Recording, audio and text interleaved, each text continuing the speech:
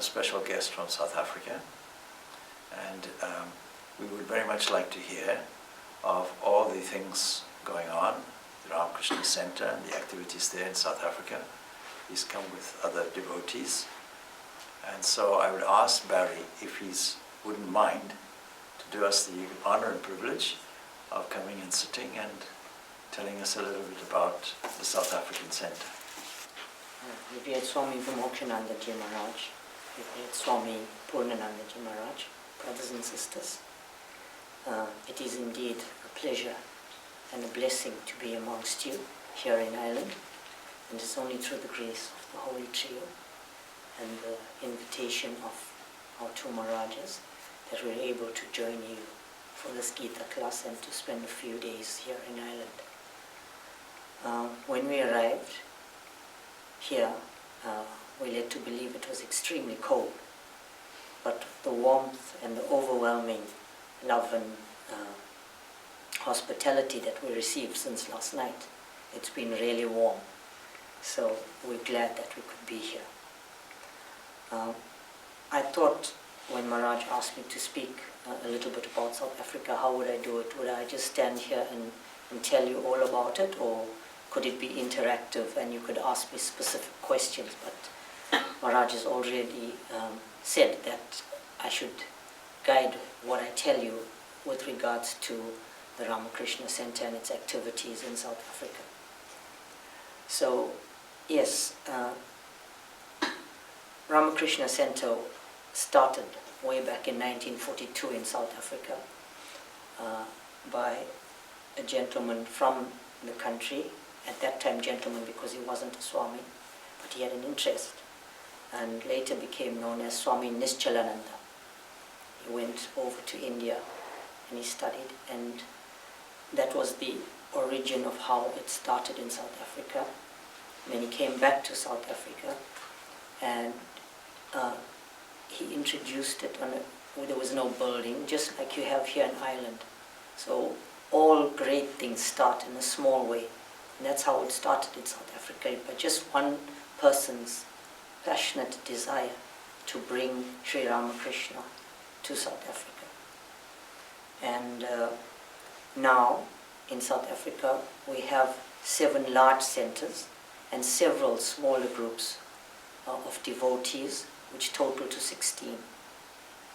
The center itself, in all its different areas, does a lot of humanitarian work in terms of what it delivers to the community. We have regular satsangs, which is groups that meet and worship, but not necessarily only by singing and worshipping, but by doing the work through different activities. For example, we have medical camps, we have nutrition programs, we have service to the community in other ways. So there are several things that we do, because you realize as you progress in spiritual life that it's not only about yourself. As Swami Vivekananda constantly says in all his messages, it's about serving humanity. It's about service to your fellow human beings. And I think as devotees of the trio, we're so privileged and blessed that we have this opportunity, because if you think about it, not in a selfish way, but we're actually blessed in a way that we have taken a few steps ahead of the masses of people that exist to actually have, like this Gita class. It actually gives you a slight edge, because now there is an awareness and a kind of consciousness that you know that there is more to actually living. Many people just exist, but we actually have that edge now, and we can realize that there is a purpose, and why are you here? It's because it's not just a coincidence. So all of us that become devotees of the Master, Nirmala and Swamiji, there is a greater purpose for us. And so it's through these activities. And back home, this is what we spend a lot of our time doing, is whilst we grow internally, as Maharaj said through his lecture, it's about internalization of all these things that we read. And whilst we're doing that, it also comes out in what we do to serve others. So back home, there's a lot of these activities. We're also involved in celebrating the festivals, because it's not just about internalizing, but there is a lot of growth that happens when you gather like this. And that is why it's so important that we start small, but slowly, as we feel all these things that we read about and we experience them, you'll see that within yourself you grow, but when you join similar like-minded people, they also want to know what is it that makes you so different, why is it that you're able to handle the stresses and find answers that they cannot simply find. What is it that you're doing differently? So as you grow, your personal growth becomes growth for others around you. And so back home, this is what happens, is that centers start small, but they tend to grow. And it's a privilege that you have, that not many others have. And you may question, how is it that you are here, but you may have invited somebody, but they're not here. And so there is something that has happened with you, like has happened with us, that has brought us here. So those are some of the things that we do back home. I don't want to go into too much detail because it's so vast, but I don't know if there are any specific questions that you may have that you would want me to talk more about in terms of South Africa and what actually happens, not necessarily only with the spiritual side of it, but just in general. Would you like to ask me some questions so that I can direct what I don't want to be too long, because that's not the essence of tonight, but just to share with you what South Africa is about. Maybe you have some specific question that you'd like to know more. No? Has it stayed with the Indian community in South Africa, or has it spread to to some of the native South African people? When you say it, what is your reference to? It originally started in India, so I would have imagined that in South Africa it would have, it would have first taken seed with the Indian community. Do you find, 1942, so now that's whatever, is 70 or 80, 76 years, yeah. almost. So has it sort of, do you find it's spreading out? Essentially, all the devotees that attend the courses and the satsangs are of Indian origin. Mm-hmm. But in terms of the services that we do, yeah. they actually target a mixture of races. Mm-hmm. And the teachings will tell you that there are no borders, there's no boundaries. We serve everybody. Mm-hmm. Swamiji's teachings say that you see God in everyone. So essentially, those that attend the programs are of Indian origin, but in terms of interaction of what we do, it's not related to any particular race group as such. Yeah. So everybody. That's on the service side. Yes. And the delivery of, on who the services are delivered to. Yes. Yeah. But in terms of actually people of other race, besides Indian actually coming, at present there are not many. We may have in certain centers a few of the so-called white religion or background, but not many. No. And in terms of other races, no. There aren't too many. Is that a challenge for you? Is the hope to increase outside Indian community to wider community in terms of attendees? Well, like you have interfaith groupings here that try to bring people together. There are similar programs there, but ultimately it depends on an individual, because there's no limitation to who is invited to actually come. And when programs are there, they're widely advertised, but who actually responds? When certain big festivals, for example, are celebrated, or when certain programs are run, you do find that people of different races do attend. But in terms of the long-term joining and coming to programs, that at the moment does not actually exist. There are no regular sessions that people attend, people from other races. It's an individual thing. It depends on what they want. Because we're new, relatively new, we here seem to, it needs to meet a critical mass, I think, to then move in general, because there is I won't say a problem here, but it's the teaching is new to Ireland. It's challenging, I think, in terms of if the bulk of people are Catholic. So it is challenging to take that step. But I think a critical mass will come and shift, and the interfaith is it's good at breaking down a barrier or seeing commonality even. Well, this has been in South Africa for 70 odd years. It's still taking time for people of other faiths to actually embrace and to learn more. I think the important thing is that you have to start small, and it will take time, and there will be challenges, because to change the mindset of people is actually difficult. So, yeah. But maybe you could say something about the beneficiaries of some of your philanthropic programs or social programs. Well, the beneficiaries, like I said, are not predominantly of the Indian race. If you know about South Africa, we have a population of 55 million people, and of that 90% are indigenous Africans who are made up of different sects.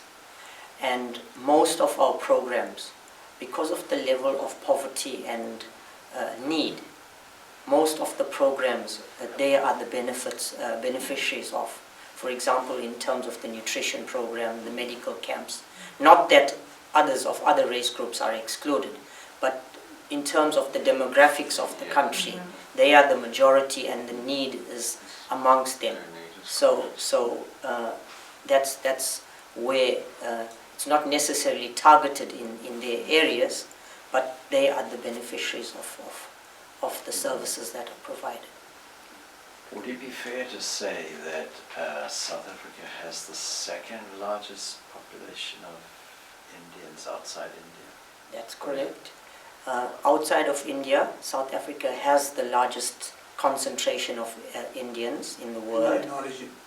Indian origin, yes. Not necessarily born in India, but Indians of Indian origin there.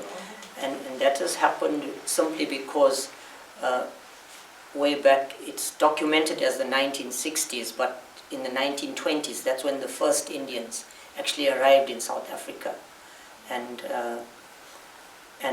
so the concentration is quite high there. We have, of the 55 million, currently about 1.2 million Indians. When I say Indians, I mean people of Indian origin in South Africa currently. And so that's quite a high number, comparatively speaking, to other parts of the world. I'm not sure if there's anything. Thank you very much. Thank you. It's probably worth making a comment, though, that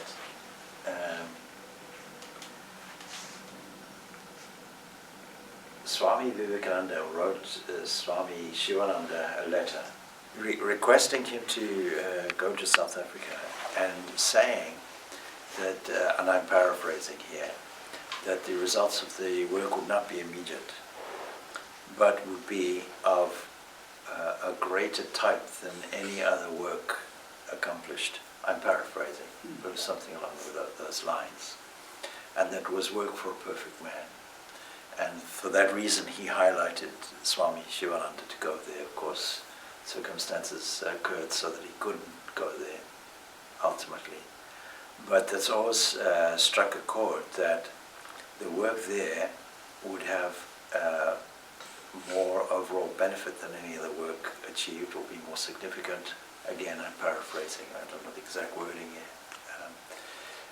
So South Africa is very significant. How many centers are there in South Africa? There are 7 large ones, Yeah.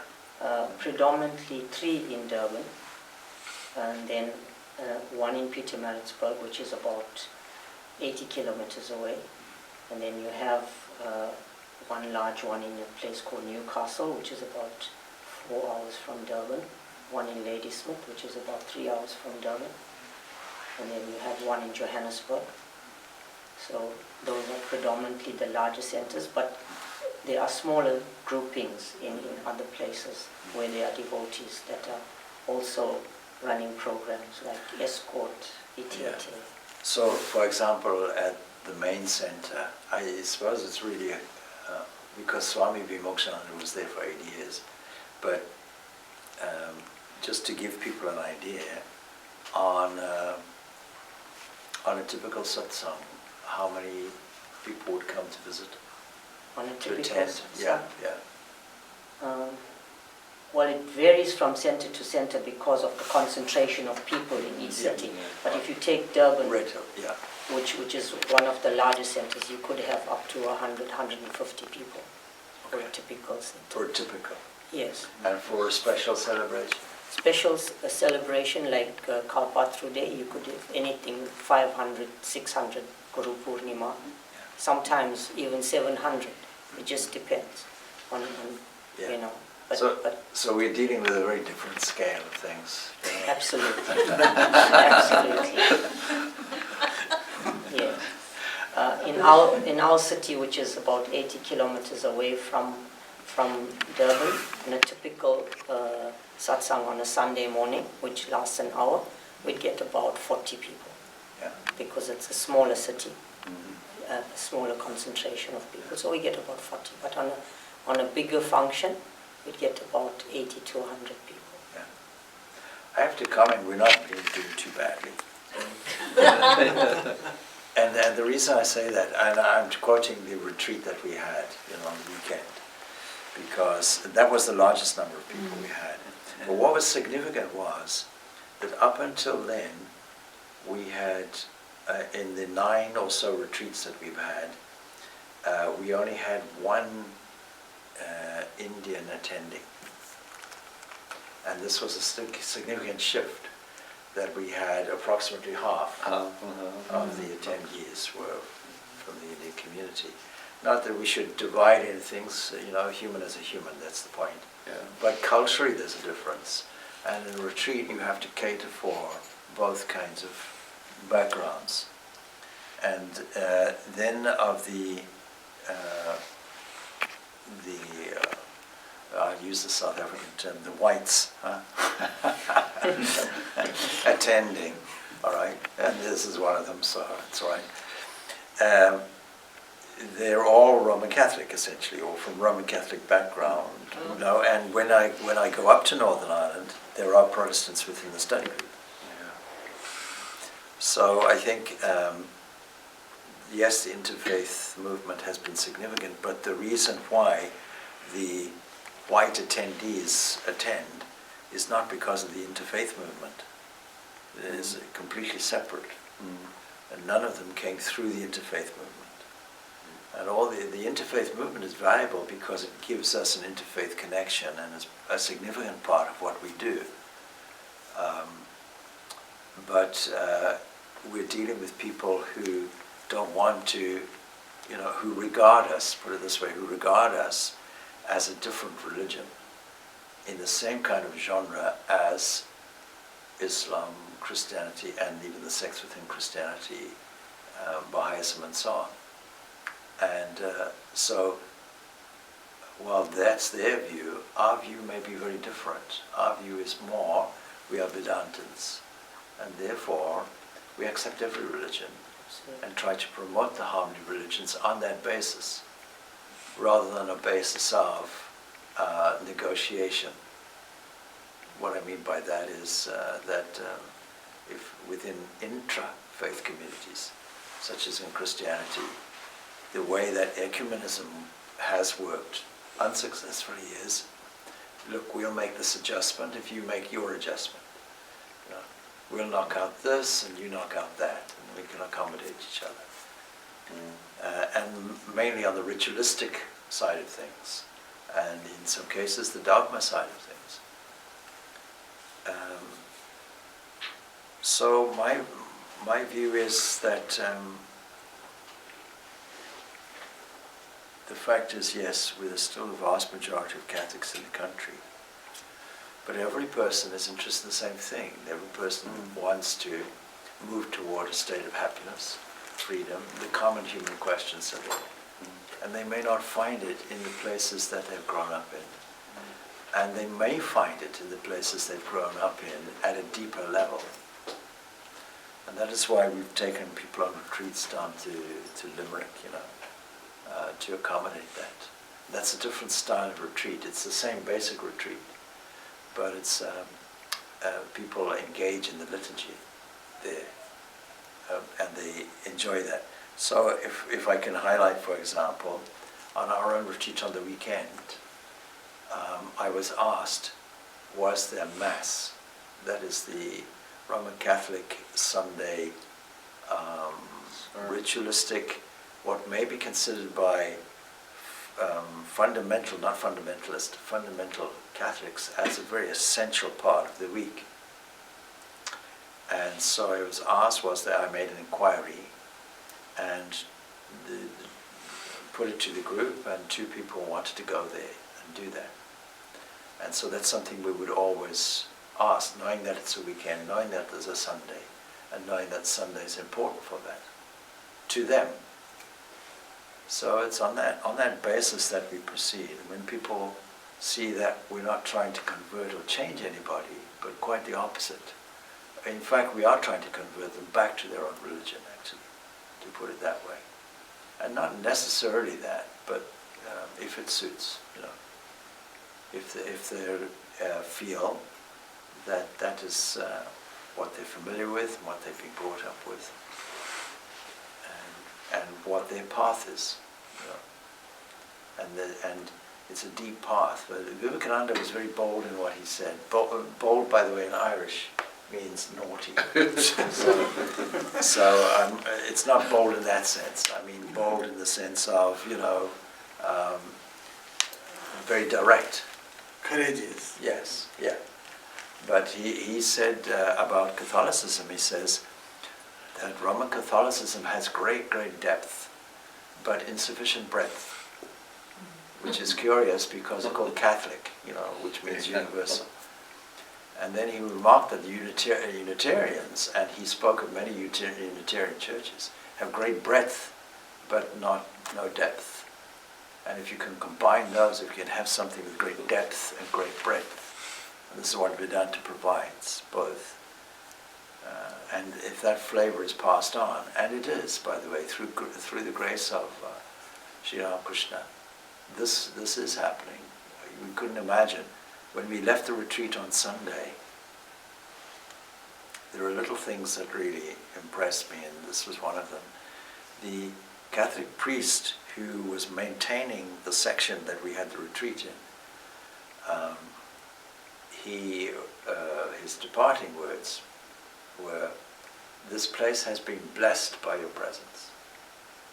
You know, something like that. So blessed or sanctified, something blessed by your presence. Sanctified. Yeah. So that is astonishing when you think that such a statement would be unthinkable. Would be unthinkable. Even 50 years back. Even 50 years back, even less probably. Yeah, certainly even in my lifetime. Yeah. Wouldn't have settled when I was at school. Yeah.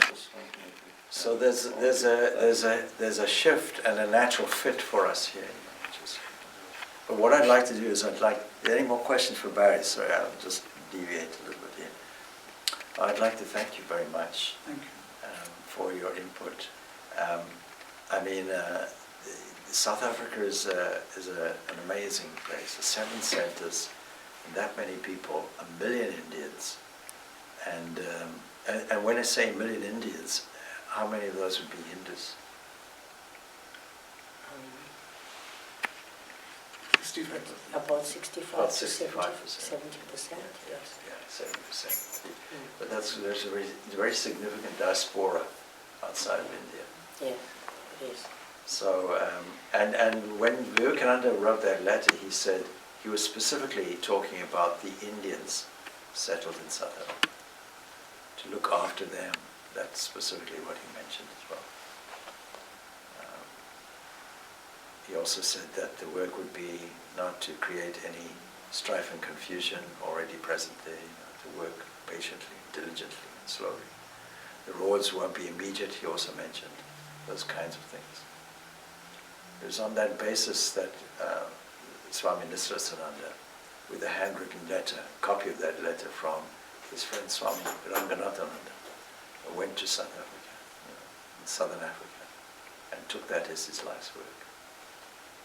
But anyway, Barry, thank you very much. Wonderful. Good.